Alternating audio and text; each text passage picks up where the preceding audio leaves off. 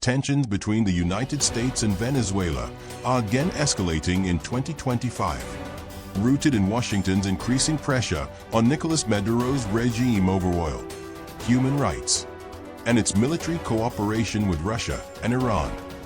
What began as an energy dispute has evolved into a wider strategic contest across the Caribbean and northern South America. From a defense perspective, the U.S. maintains a dominant military edge in every domain: land, sea, air, and space. The United States Southern Command, headquartered in Florida, oversees operations across Latin America and the Caribbean, deploying over 22,000 active personnel in regional bases and exercises. In recent months, Washington has reinforced its naval presence in the Caribbean Sea, citing security concerns over Russian and Iranian arms shipments to Venezuela. The USS Gerald R. Ford, CVN-78, the world's most advanced aircraft carrier, was deployed to the Atlantic Theater in mid-2025, signaling a major show of force. The Ford Carrier Strike Group, including destroyers USS Thomas Hudner, DDG-116, and USS Jason Dunham, DDG-109, enhances surveillance and rapid strike capability in the region. With over 75 aircraft on board, the carrier alone has more air power than Venezuela's entire air force. Venezuela's own defense posture remains largely deterrence-based. The Venezuelan armed forces reportedly number around 123,000 active personnel, with an additional 200,000 in reserve. However, years of economic collapse and sanctions have severely weakened operational readiness and maintenance capacity. Caracas has increasingly relied on foreign support, especially from Russia, China, and Iran. Russian military advisors are stationed in Caracas, and the country reportedly hosts 2 Russian-made S-300VM air defense systems, offering limited coverage against air incursions, but insufficient to counter a U.S. strike. The Venezuelan Air Force fields roughly 40 operational combat aircraft, primarily Su-30 Mk2 flanker fighters acquired from Russia in 2006.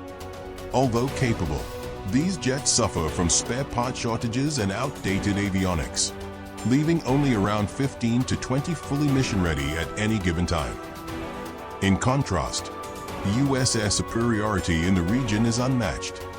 The U.S. Air Force can deploy F-35A Lightning II, F-15EX, and F/18E divided by F Super Hornet squadrons from bases in Puerto Rico, Florida, and the Ford carrier within hours. Airborne early warning and KC-135 tankers extend strike range across the entire Venezuelan coast. Maritime power is another decisive factor. The U.S. Navy operates over 290 battle force ships, including 11 aircraft carriers and 92 destroyers, while Venezuela's Navy comprises fewer than 40 surface ships, mostly patrol craft. Its 2 submarines, German-built Type 209s, have been inactive for years due to maintenance failures. On land, Venezuela's army has around 80,000 troops, including armored brigades with Russian T-72B1 and AMX-30 tanks. Despite limited training and fuel shortages, these units remain the backbone of internal security and deterrence. U.S. land forces, if engaged, would likely deploy through regional allies such as Colombia or Caribbean bases. Recent reports also suggest Iran has supplied Venezuela with Mohajer-6 reconnaissance drones and possibly Shahd series UAVs for surveillance over the Caribbean. U.S. intelligence assessments link these deliveries to Iranian Revolutionary Guard networks operating covertly through Venezuelan ports. The Pentagon has responded by expanding drone surveillance flights and maritime patrol operations using P-8A Poseidon aircraft, monitoring the Venezuelan coast and Gulf of Paria. These platforms can track ships and submarines up to 1,200 nautical miles, giving the U.S. need total situational awareness. Washington's deployment of the USS Gerald Ford Group is not just deterrence, it is strategic signaling.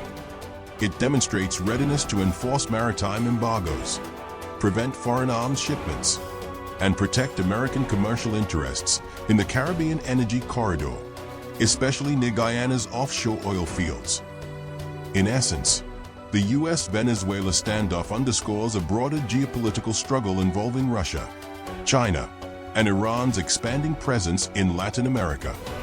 While open conflict remains unlikely, the growing military posturing, symbolized by the Ford carrier off Venezuelan waters, signals that the Caribbean may again become a front line in great power rivalry.